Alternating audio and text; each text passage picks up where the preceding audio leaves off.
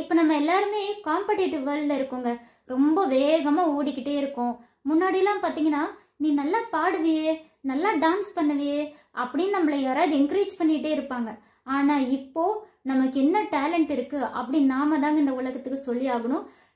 நாமளே ப்ரமோட் பண்ணி தான் ஆகணும். இல்லை அப்படின்னா நம்ம பின்னாடியே தான் இருக்க வேண்டியதாக இருக்குது.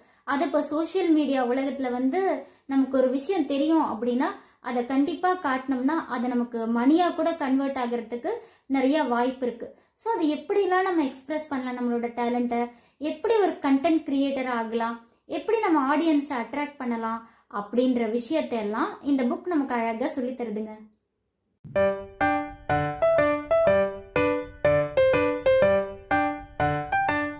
ஹாய், கனவுகள் மெய்ப்படும் வியூவர்ஸ் எல்லாருக்கும் வணக்கம். எல்லாரும் எப்படி இருக்கீங்க? நல்லா இருக்கீங்களா? ஓகேங்க. நான் ஒவ்வொரு வாரமும் ஒவ்வொரு புக் ரிவ்யூ பண்ணிட்டு வரேன். அந்த வகையில் இந்த வாரம் நான் ரிவ்யூ பண்ண போகிற புக்கோட name show your work, written by Austin கிளியான்.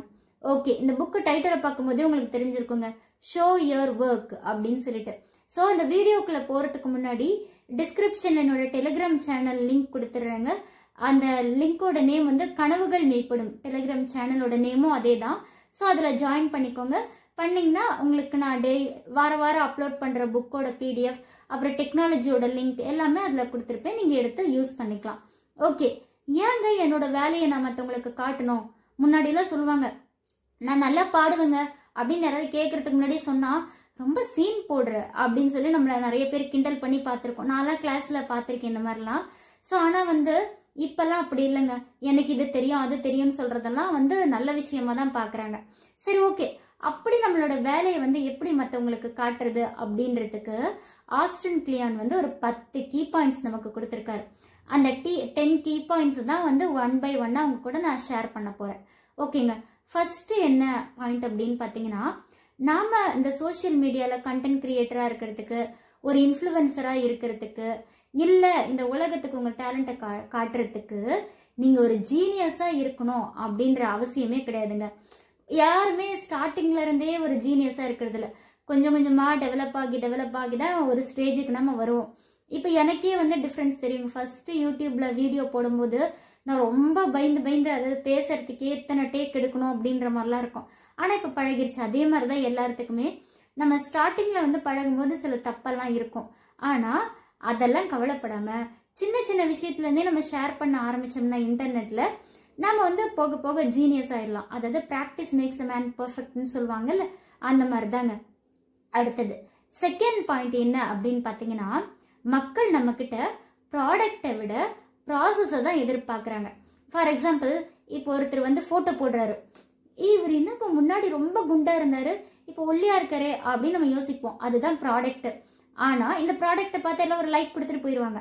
ஆனால் மக்கள் என்ன எதிர்பார்க்குறாங்க, இவர் 70 கிலோ இருந்தாரு இப்போ எப்படி 20 கிலோ குறைச்சிருப்பார், அதோட ப்ராசஸ் என்ன அப்படின்னு எல்லாம் எதிர்பார்ப்பாங்க.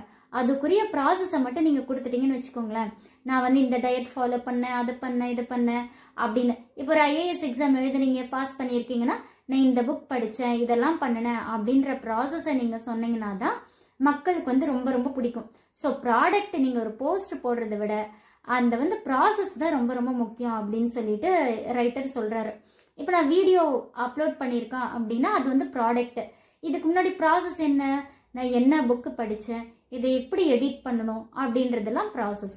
ஓகே, அடுத்த தேர்டு என்ன சொல்கிறாரு அப்படின்னு பார்த்தீங்கன்னா, என்ன ஷேர் பண்ணுறதுனே எனக்கு தெரியல அப்படின்னு உங்களுக்கு தோணுச்சுன்னு வச்சுக்கோங்களேன். அதாவது உங்களுக்கு ஸ்டார்டிங்கில் நீங்கள் பிகினிங் ஸ்டேஜில் இருக்கீங்க அப்படின்னா, எனக்கு வந்து இவர் வந்து இன்ஸ்பிரேஷன், இவங்க வந்து இந்த இன்ஃப்ளூயன்சர் எனக்கு பிடிக்கும் அப்படின்னு உங்களை சார்ந்தே சில விஷயங்களை பண்ணலாம்.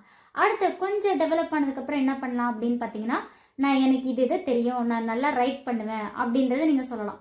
அடுத்த ஸ்டேஜில் ஒரு ரைட்டராக இருக்கீங்க, ஒரு வெப்சைட்டை டெவலப் பண்ணீங்க அப்படின்னா, நான் எப்படி இந்த வெப்சைட்டை பில்ட் பண்ணினேன் அப்படின்றத நீங்கள் பார்த்தீங்கன்னா, ஏன்னா பேசிக் கூட தெரியாத ஆடியன்ஸ் நிறைய பேர் இருக்காங்கல்ல, ஸோ அவங்களுக்கு வந்து இதெல்லாம் ரொம்ப ரொம்ப யூஸ்ஃபுல்லாக இருக்குங்க.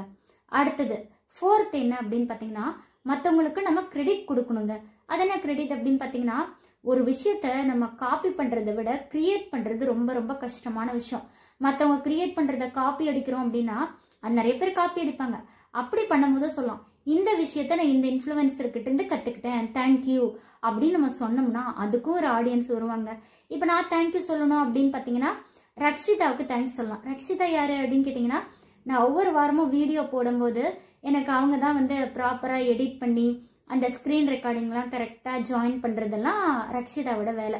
ஸோ இந்த மாதிரி ஒவ்வொருத்தருக்கும் நம்ம கிரெடிட் கொடுக்கலாம். அந்த மாதிரி நம்ம கிரெடிட் கொடுத்தோம்னா கண்டிப்பாக சரி ரொம்ப வந்து கிராட்டிடியூடோடு இருக்காங்க அப்படின்ற மாதிரி வந்து அதுக்கும் ஒரு ஆடியன்ஸ் இருப்பாங்க.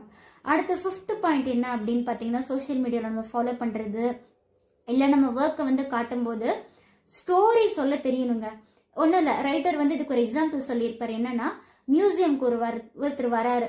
அங்கே பார்த்தீங்கன்னா 2 ஓவியம் இருக்குது, 2 டிராயிங் இருக்குது. அது ரெண்டுமே பார்க்கறதுக்கு ஒரே மாதிரி தான் இருக்குது. அப்போ வந்து இந்த பார்க்க வந்தவர் வந்து பார்த்துட்டு இருக்காரு, ரெண்டுமே ஒரே மாதிரி இருக்குன்னு. அப்போ அங்கே டிஸ்பிளே பண்ணவர் சொல்கிறாரு, இந்த ஃபர்ஸ்ட் டிராயிங் பார்த்தீங்கன்னா ஒரு ஃபேமஸான ஆர்டிஸ்டால வரையப்பட்டது. செகண்ட் பார்த்தீங்கன்னா இது வந்து ஒரு ஸ்டூடெண்ட் வந்து அதே மாதிரி காப்பி பண்ணியிருக்காங்க அப்படின்னு சொல்லி நல்லா கதை சொல்கிறாரு. அப்படி இருக்கும்போது ஓகே, ஒரு ஃபேமஸான ஆர்டிஸ்ட் வரைஞ்சதை நான் வாங்கிக்கிறேன் அப்படின்னு. ஸோ ஒரு பொருளை விற்கும் போது இல்லை நம்ம ஒரு விஷயத்தை நம்ம காட்டும் போது அதுக்கு சுற்றி ஒரு கதை இருக்கும்ல, அதை வந்து ப்ராப்பராக சொல்ல ஆரம்பிக்கணும் அப்படின்னு சொல்கிறாங்க. அடுத்து 6th பாயிண்ட் என்ன அப்படின்னு பார்த்தீங்கன்னா, நமக்கு தெரிஞ்ச விஷயத்த மற்றவங்களுக்கு டீச் பண்ணணுங்க. அதுக்கு தான் ஒன்று சொல்லுவாங்க. என்ன அப்படின்னு பார்த்தீங்கன்னா, ஒரு டெக்னிக் இருக்குது. நம்ம ஒரு விஷயத்த கற்றுக்கிட்டோம்னா ஒரு 10 வயசு குழந்தைய கூப்பிட்டு அதை எக்ஸ்பிளைன் பண்ணணுமா ப்ராப்பராக.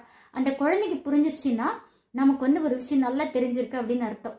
ஸோ நம்ம எப்பயுமே வந்து நிறைய பேர் பார்த்தீங்கன்னா, நமக்கு தெரிஞ்ச விஷயத்த மற்றவங்களுக்கு சொன்னால் அவன் முன்னேறிடுவானோ அப்படின்னு நம்ம நினைப்போம். ஆனால் அது தப்பு. எப்பயுமே ஒரு விஷயத்த சொல்லி தரும்போது இன்னும் நமக்கு நாலேஜ் அதிகமாகும் அப்படின்றது நமக்கே தெரியும். ஸோ அதை பண்ணணும். அடுத்தது 7th பாயிண்ட் என்ன சொல்கிறாரு அப்படின்னு பார்த்தீங்கன்னா, இது மெயினாக கண்டென்ட் கிரியேட்டருக்கெல்லாம் யூஸ் ஆகும். நம்ம வந்து ஒரு ப்ராடக்ட் வந்து இன்ட்ரடியூஸ் பண்ணுறோம், இல்லை வந்து ஒரு புக்கை இன்ட்ரடியூஸ் பண்ணுறோம் அப்படின்னா நம்ம வந்து ஒரு தடவை ஷேர் பண்ணிட்டு விட்டுணும். திரும்ப திரும்ப ஃபாலோ மீ அப்படின்னு நம்ம சொல்லக்கூடாது. ஏன்னா நம்ம ஒரு விஷயத்த சொல்கிறோம் அப்படின்னா அது தரமாக இருந்ததுன்னா கண்டிப்பாக எல்லாருமே அதை வாங்கிக்குவாங்க ஆட்டோமேட்டிக்காக. ஸோ நம்ம எவ்வளோ குவாலிட்டியாக கொடுக்குறோம் அப்படின்றது முக்கியம். அதே மாதிரி இன்னொன்று பார்த்தீங்கன்னா, நமக்கு இவ்வளோ ஃபாலோவர்ஸ் இருக்காங்க அப்படின்றதெல்லாம் முக்கியம் இல்லை. நம்ம வந்து அந்த சோஷியல் மீடியாவை தாண்டி வெளியில் இருக்கவங்க கூட நம்ம எப்படி பழகிறோம் அப்படின்றதும் இதில் முக்கியம். ஏன்னா நிறைய ஐடியாஸ் நமக்கு கிடைக்கும்ல.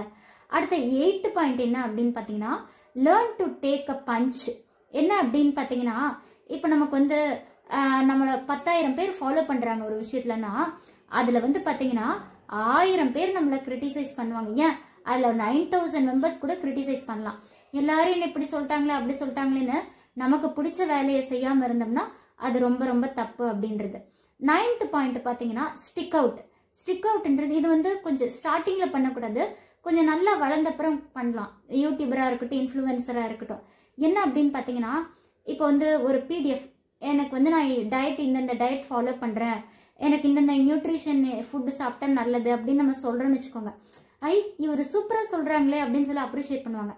அதே விஷயத்த நீங்கள் மணியாக கன்வெர்ட் பண்ணும்போது உங்களை நிறைய பேர் திட்டுவாங்க. ஆனால் அதை பற்றி நீங்கள் கவலைப்படக்கூடாது. என்ன அப்படின்னு பார்த்தீங்கன்னா, இதே இந்த டிப்ஸு உள்ள PDF வந்து 100 ரூபாய் இல்லை 1000 ரூபாய் அப்படின்னு நீங்கள் அதை வந்து விற்கும்போது, உங்கள் டேலண்ட்டை விற்கும்போது வந்து எல்லாரும் திட்டுவாங்க. ஆனால் அதை பற்றி கவலைப்படக்கூடாது. உங்களுக்கு என்ன க்ரியேட்டிவிட்டி இருக்கோ, என்ன ஹாபியோ அதை வந்து மணியாக மாற்றுறதுக்கு கற்றுக்கணும் அப்படின்னு சொல்லுவாங்க. அடுத்தது 10th பாயிண்ட் வந்து என்ன அப்படின்னு பார்த்தீங்கன்னா, நம்ம வந்து எதை பண்ணும்போதும் அதை விட்டுறக்கூடாது. ஸ்டிக் அரவுண்ட் அப்படின்னு சொல்லுவாங்க. இந்த பாயிண்ட் என்னன்னா, இப்போ வந்து நான் யூடியூப் வீடியோ அப்லோட் பண்ணுறேன், 10 வியூஸ் தான் போச்சுப்பா, 50 பேர் தான் பார்த்துருக்காங்க, எனக்கு என்னப்போ சப்ஸ்கிரைபரே வரல அப்படின்னு சொல்லி நம்ம ஃபீல் பண்ணிட்டு இந்த விஷயத்த பேசாமல் விட்டுட்டு போயிடலாமா, குவிட் பண்ணிடலாமா அப்படின்னு பண்ணக்கூடாது. ஏன்னா நமக்கு எடுத்த உடனே நம்ம வந்து நிறைய பேர் நம்மளை பார்த்துட மாட்டாங்க. அதே மாதிரி ஒரு விஷயம் சக்ஸஸ் ஆகணும்னா உடனே குவிட் பண்ணி நம்ம அடுத்தடுத்த விஷயத்துக்கு போகக்கூடாது. நம்ம வெயிட் பண்ணணும். அதுக்குன்னு ஒரு டைம் வரும்போது அது கரெக்டாக நமக்குன்னு ஒரு ஆடியன்ஸ் செட் ஆகிற வரைக்கும் வெயிட் பண்ணணும். ஏன்னா இப்போ எனக்கு என்னோட எக்ஸ்பீரியன்ஸே ஒரு ஷார்ட் போட்டேன்னா கேவலமாக எனக்கு 5 வியூஸ்லாம் கூட போயிருக்கு. ஆனாலும் நான் 1 இயராக அதை தொடர்ந்து பண்ணிட்டு இருக்கேன். ஏன்னா இது எனக்கு பிடிச்ச விஷயம். அதே மாதிரி நம்ம வந்து வெயிட் பண்ணிக்கிட்டே இருந்தால் கண்டிப்பாக நமக்கு சக்ஸஸ் கிடைக்கும் அப்படின்னு ரைட்டர் சொல்லியிருக்காரு. ஸோ இந்த 10 பாயிண்ட்ஸை யூஸ் பண்ணிக்கோங்க. பண்ணிவிட்டு நீங்களும் வந்து இப்போ வந்து நமக்கு ஆப்பர்ச்சுனிட்டி நிறையா இருக்குது, காம்படிஷன் இருக்குது, அதே சமயத்தில் ஆப்பர்ச்சுனிட்டி இருக்குது. அதை யூஸ் பண்ணி நம்ம எல்லாருமே பெஸ்ட்டாக வர்றது ரொம்ப ரொம்ப முக்கியம். ஸோ இந்த 10 கீ பாயிண்ட்ஸை யூஸ் பண்ணி நீங்களும் ஒரு கண்டென்ட் கிரியேட்டராகவோ யூடியூபராகவோ இல்லை ஒரு இன்ஃப்ளூயன்சராகவோ வரத்துக்கு என்னோட வாழ்த்துக்கள். இந்த வீடியோ உங்களுக்கு பிடிச்சிருந்தா மறக்காமல் லைக் பண்ணுங்கள், கமெண்ட் பண்ணுங்கள், ஷேர் பண்ணுங்கள். And notification icon bell click பண்ணிக்கோங்க. அப்போ தான் நான் ஒவ்வொரு தடவை போடுற வீடியோவும் உங்களுக்கு நோட்டிஃபிகேஷனாக வந்து சேரும். அண்ட் தொடர்ந்து எனக்கு சப்போர்ட் பண்ணி மறக்காமல் சப்ஸ்கிரைப் பண்ணிக்கோங்க. தேங்க்யூ.